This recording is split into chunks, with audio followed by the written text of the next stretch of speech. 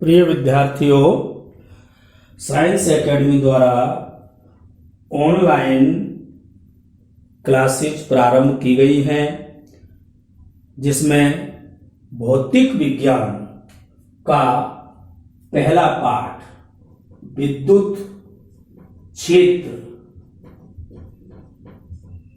आप पढ़ रहे हैं। इसमें हमने कुछ बिंदु पढ़ लिए हैं और अब आवेश के गुणधर्म चल रहे हैं, जिसमें अंतिम गुणधर्म पढ़ना है। हमने कौन कौन से गुणधर्म पढ़ लिए, एक बार मैं आपको रिपीट कर देता हूं। नंबर 1, आवेश अदिश राशि होता है। नंबर 2, आवेश धन एवं ऋण दो प्रकार के होते हैं। नंबर 3, आवेश जो समान प्रकृति की हैं, जैसे धन धन या ऋण ऋण, वो एक दूसरे को प्रतिकर्षित करते हैं। नंबर 4, विपरीत प्रकृति के आवेश एक दूसरे को आकर्षित करते हैं। नंबर 5, आवेश योज्य होते हैं, यानी इनका बीजगणितीय योग किया जा सकता है। नंबर 6, आवेश निश्चर होता है, अर्थात आवेश पर वेग का कोई प्रभाव नहीं पड़ता है। नंबर 7, आवेश संरक्षण नियम। इसमें दो परिभाषाएं पढ़ी थी। नंबर 1, प्रत्येक वियुक्त निकाय में आवेशों का बीजगणितीय योग नियत रहता है, अथवा यानी दूसरी परिभाषा, आवेश न उत्पन्न किया जा सकता है न नष्ट किया जा सकता है, परंतु एक वस्तु से दूसरी वस्तु पर स्थानांतरित किया जा सकता है। दो उदाहरण पढ़े थे जो आपको याद कराए थे हमने। एक तो कांच की छड़, रेशम का कपड़ा, दोनों मिलाकर के वियुक्त निकाय, आवेश संरक्षण नियम का पालन हो रहा है। एक नाभिकीय अभिक्रिया। अब 8वां जो गुण है वो है आवेश क्वांटित होता है।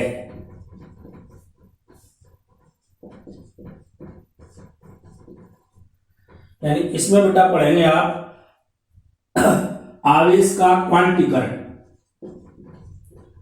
आवेश का क्वांटीकरण।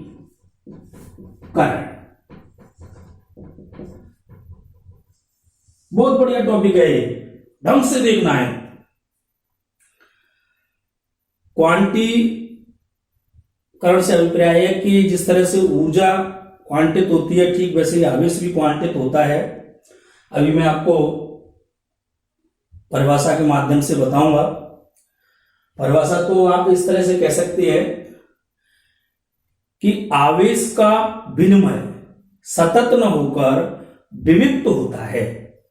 आवेश के इस सबसे छोटे विविक्त मान को आवेश का क्वांटम कहते हैं तथा इस प्रक्रिया को आवेश का क्वांटीकरण कहते हैं। यानी क्या है परिभाषा आवेश के क्वांटीकरण की, यानी आवेश के क्वांटम की? आवेश का विनिमय सतत न होकर विविक्त होता है। आवेश के इस सबसे छोटे विविक्त मान को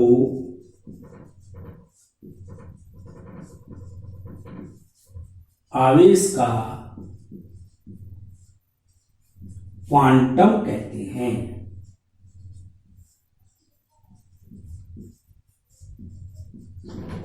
तथा इस प्रक्रिया को आवेश का क्वांटीकरण कहते हैं।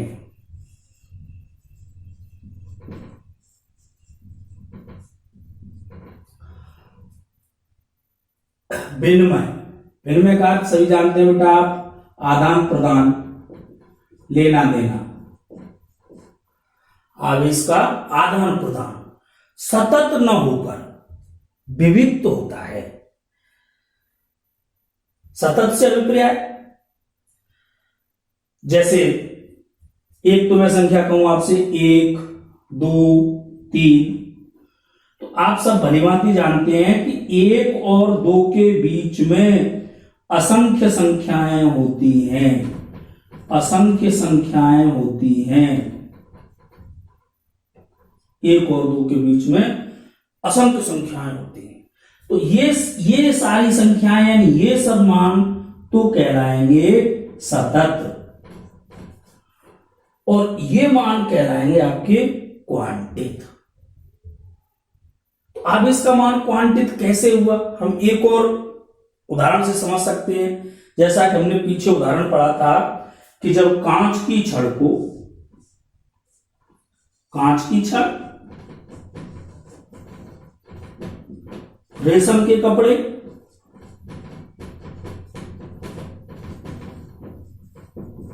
से रगड़ा जाता है।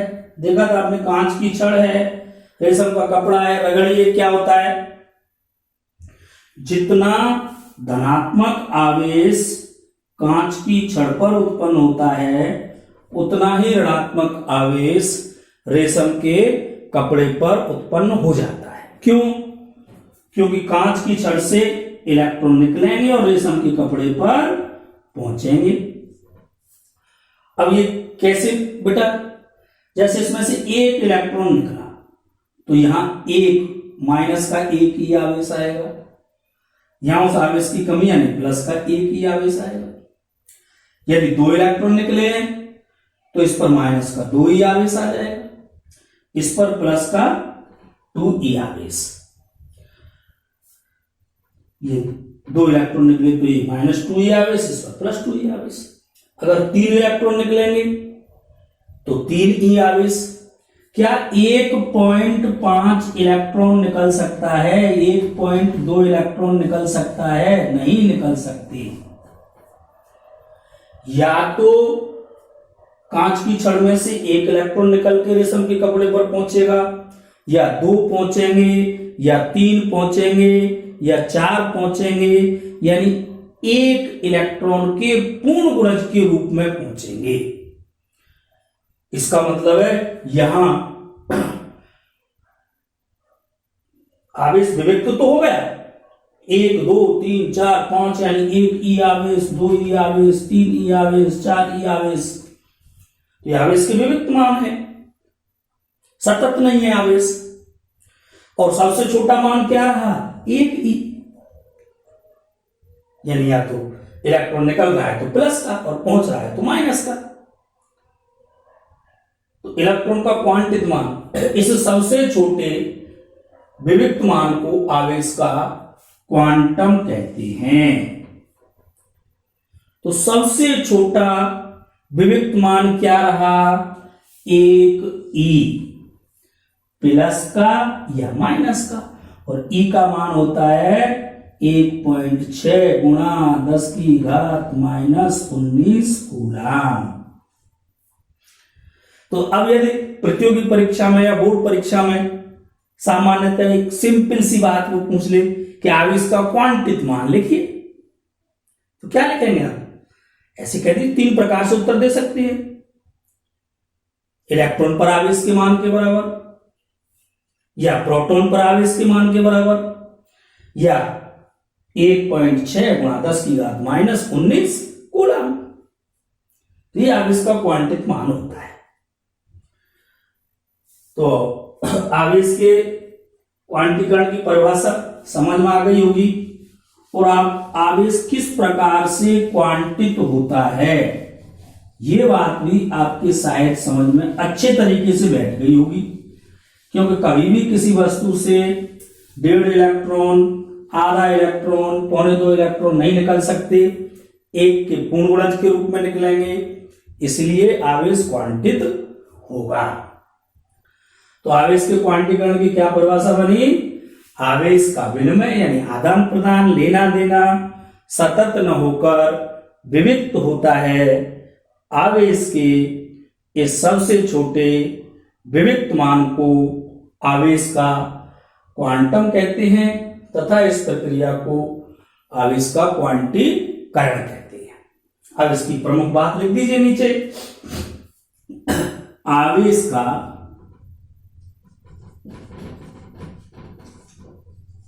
क्वांटित मान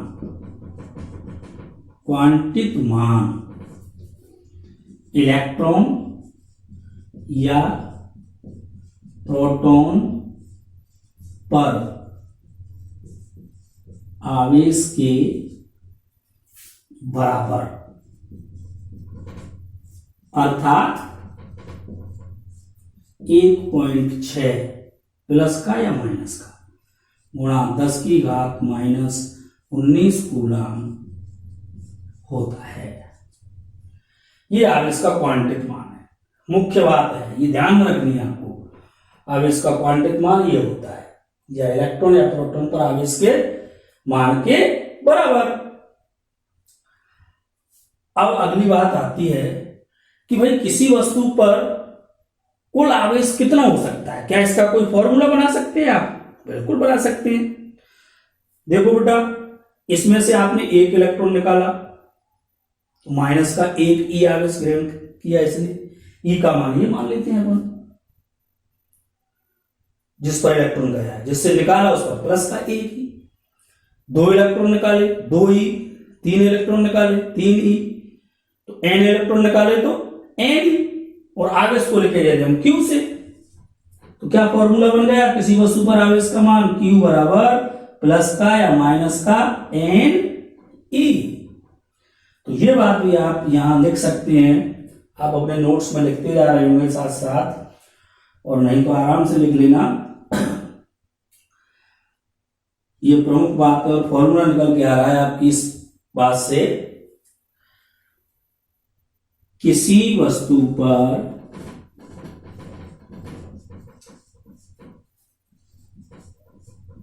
कुल आवेश Q बराबर प्लस माइनस एनी होता या हो सकता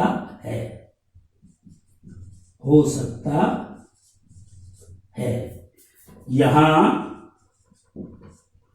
n बराबर 1 2 3 4 डॉट डॉट एवं E बराबर 1.6 गुणा 10⁻⁻19 कूलम होता है।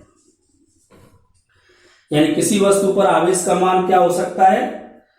Q बराबर प्लस माइनस एनी। और अंतिम बात, साइंस के अंतर्गत अभी अभी आपने सैद्धांतिक रूप से कह दिया कि भाई आवेश का क्वांटीकरण, आवेश का आदान प्रदान सतत न होकर विविक्त होता है। सैद्धांतिक रूप से आपने समझा भी दिया कि भाई वस्तु से हम 1 इलेक्ट्रॉन निकालते हैं, या 1 निकलेगा या 2 निकलेगा। लेकिन इस सैद्धांतिक बात को साइंस बिना प्रमाण के नहीं मानती। प्रमाण का मतलब प्रयोग। जब तक आप उसे प्रयोग द्वारा सिद्ध नहीं करेंगे तब तक बात सत्य नहीं होगी। तो आवेश के क्वांटीकरण का प्रायोगिक सत्यापन मिलिकन नामक वैज्ञानिक ने किया था,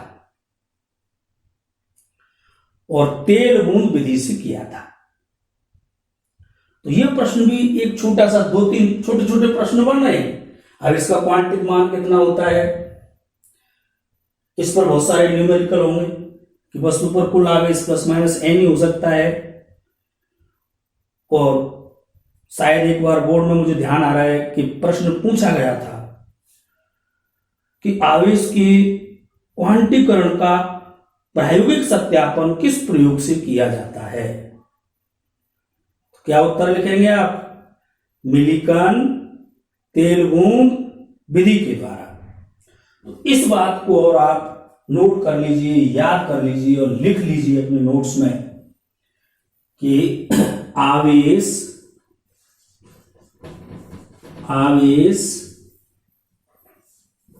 के क्वांटीकरण का प्रायोगिक सत्यापन मिलिकन नामक वैज्ञानिक ने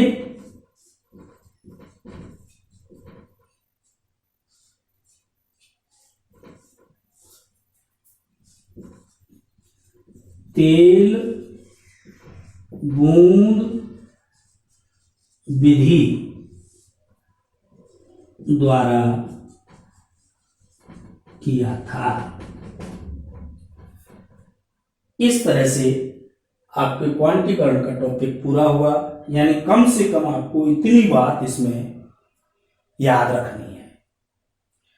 चाहो तो एक बार फिर रिपीट कर सकते हैं, परिभाषा सबको याद हो गई होगी। आवेश का क्वांटीकरण क्या है? आवेश का विनिमय सतत न होकर विविक्त होता है। आवेश के इस सबसे छोटे विविक्त मान को आवेश का क्वांटम कहते हैं तथा इस प्रक्रिया को आवेश का क्वांटीकरण कहते हैं। आवेश का क्वांटिक मान इलेक्ट्रॉन पर आवेश के मान के बराबर या प्रोटॉन पर आवेश के मान के बराबर या 1.6 गुणा 10⁻⁻19 कूलम होता है। किसी वस्तु पर कुल आवेश का मान Q बराबर प्लस माइनस n ही हो सकता है। n का मान 1 2 3 4 5 डॉट डॉट, E का मान 1.6 गुणा 10⁻⁻19 कूलम। और अंतिम बात, आवेश के क्वांटीकरण का प्रायोगिक सत्यापन मिलिकन नामक वैज्ञानिक ने तेल बूंद विधि के द्वारा किया था। अब बेटा इसके कुछ उदाहरण देखते हैं, बहुत बढ़िया प्रश्न है ये। तो प्रश्न पहला लिखिए। पहला प्रश्न है,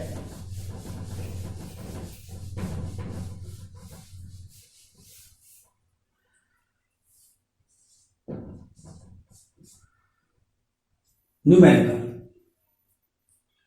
शायद पाठ का भी पहला न्यूमेरिकल। किसी वस्तु को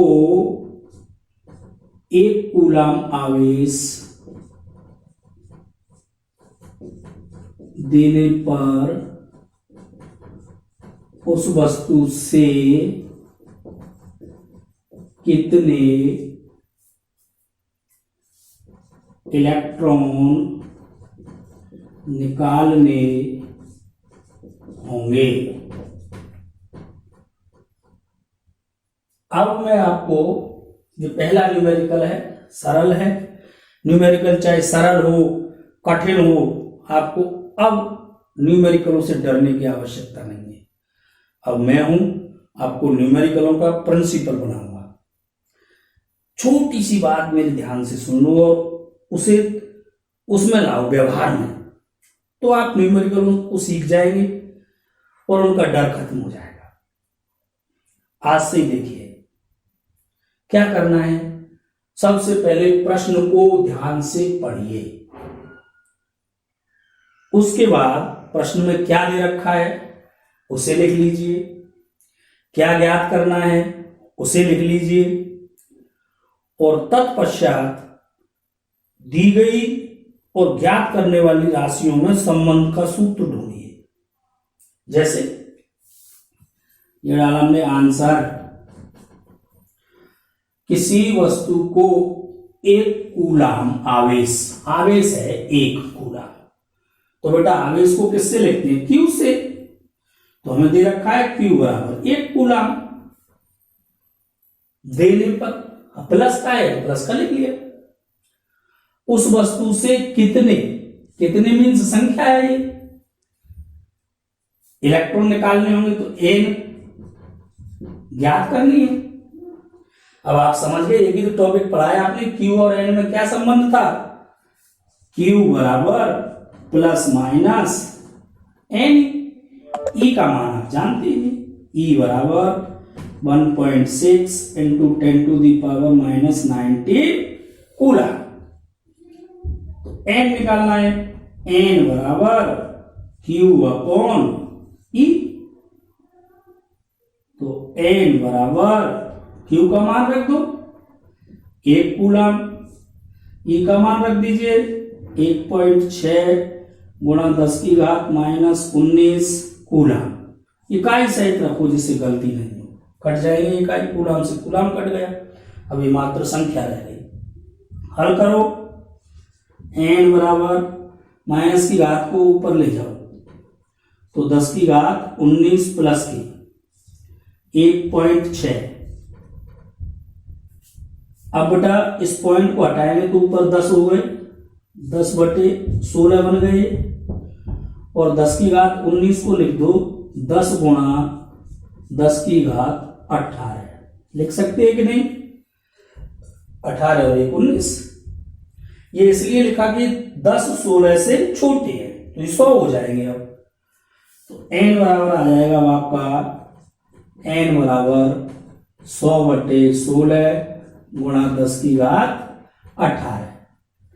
100 में भाग लगा दो 16 का, 16 छिंगे 96 बचे 4, पॉइंट लगाया 40 हो गए, 16 दूना 32, 8 1 0 बढ़ सकती है, 16 पंजे 80, शेष फल 0, और 0 ही आना चाहिए शेष फल। तो n बराबर आ गया 6.25 गुणा 10 की घात 18। आपको उस वस्तु से 6.25 गुणा 10 की घात 18 इलेक्ट्रॉन निकालने होंगे, तब वस्तु 1 कूलम आवेश ग्रहण करेगी। अब आप सोच रहे होंगे कि n का मान तो पूर्णांक होना चाहिए, 1 2 3 दशमलव तो आना ही नहीं चाहिए, ये तो दशमलव दिखाई दे रहा है। तो ये दशमलव नहीं है क्योंकि प्लस की घातें हैं यहाँ 18। आप ऐसा करो, इसमें से 2 घात कम करके 100 बना लो, 6.25 गुणा 100 गुणा 10 की घात 16। तो ये क्या हो गए, 100 से गुणा करेंगे तो ये 6 से 25 हो गए कि नहीं, गुणा 10 की घात 16। क्या ये संख्या आपकी दशमलव वाली है, नहीं है, यानी पूर्णांक है। ये n का मान दशमलव में नहीं आ सकता। तो अब आप बहुत आसानी से कर सकते हैं। अब इसी प्रकार से ऐसा ही सिंपल प्रश्न आपको बिल्कुल यही प्रश्न में दोबारा दे दूं, ऐसे कह दूं 1 कूलम की जगह 1 माइक्रो कूलम कह दूं कि किसी वस्तु को 1 माइक्रो कूलम आवेश देने के लिए कितने इलेक्ट्रॉन निकालने होंगे, कुछ नहीं, माइक्रो कूलम लिख दिया। अब यहां आप जैसे ही माइक्रो कूलम लिखेंगे, ये कूलम है तो माइक्रो कूलम में बदलेगा, यही बदल लीजिए ना, इसे लिख दीजिए आप 10 की घात माइनस 6 कूलम। तो आपका यहां आ जाएगा 10 की घात माइनस 6। तो ये ऊपर आएंगे, 19 में से 6 कम हो जाएंगे कि नहीं, कितने बचे 13, तो यहां आ जाएंगे फिर 12, यानी 18 की जगह 12, वही 6 घात कम हो गई। तो अब 6.25 गुणा 10 की घात 12 इलेक्ट्रॉन निष्कासित करने होंगे आपको, और अगर माइनस का आवेश देना है तो इतने इलेक्ट्रॉन अपन को उसे देने होंगे। तो अब आप इनको कर सकते हैं। तो फिर आप किताब का उदाहरण देखना, जैसे मैं कहूं आपसे कि किताब में उदाहरण भी दे रखा है शायद कि 1 कप जल में यानी 250 ग्राम जल में कितना धनात्मक एवं ऋणात्मक आवेश होता है। तो जितना धन का होगा उतना ही ऋण का होगा। तो आप क्या करेंगे, पहले 250 ग्राम जल में प्रोटॉनों की संख्या ज्ञात करेंगे।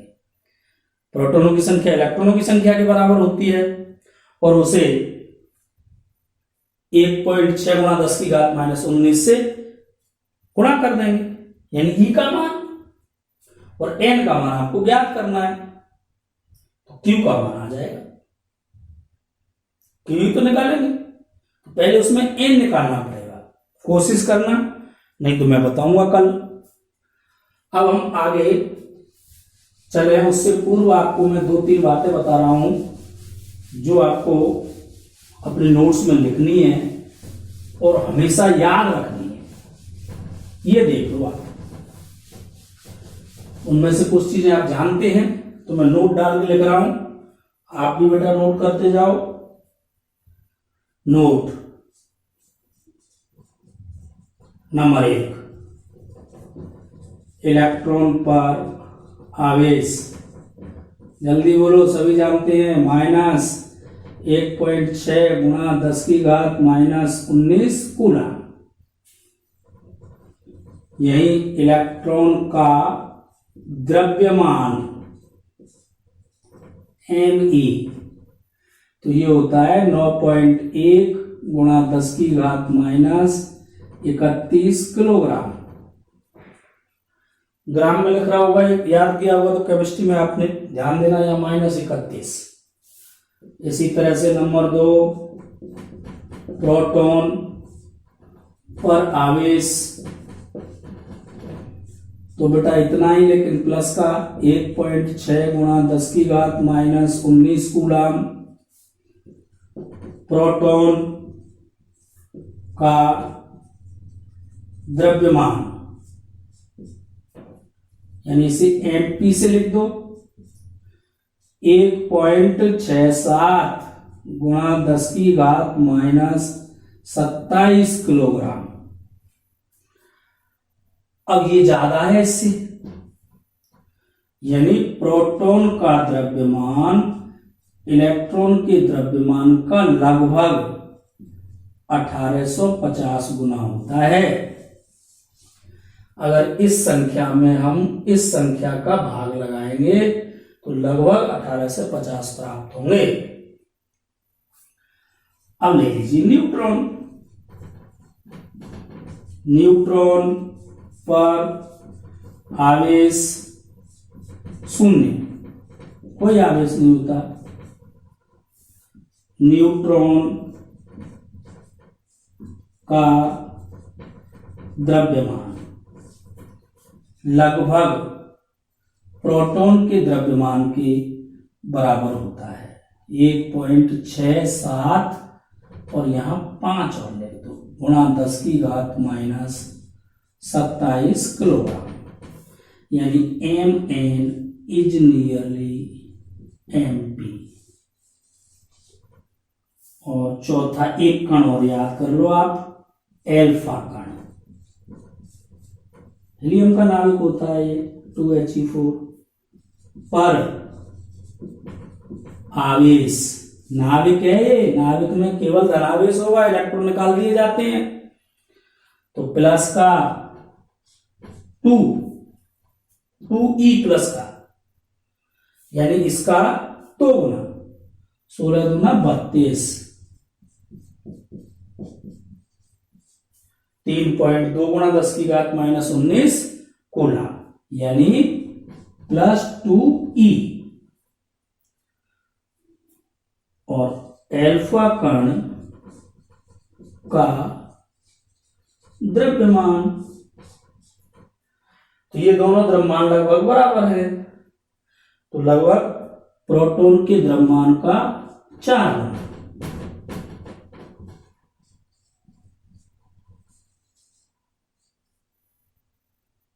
यानी 4 MP। ये बिंदु आपको याद करने हैं, इनको देख लो ढंग से, कल पूछूंगा मैं पूरे याद होने चाहिए।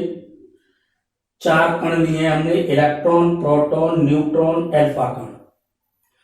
इन चारों के द्रव्यमान और इन पर आवेश के मान ये याद रखने हैं, तब हम कल आगे बढ़ेंगे और ये हमारे बहुत काम आएंगे इस पाठ में। तब तक के लिए आप इनको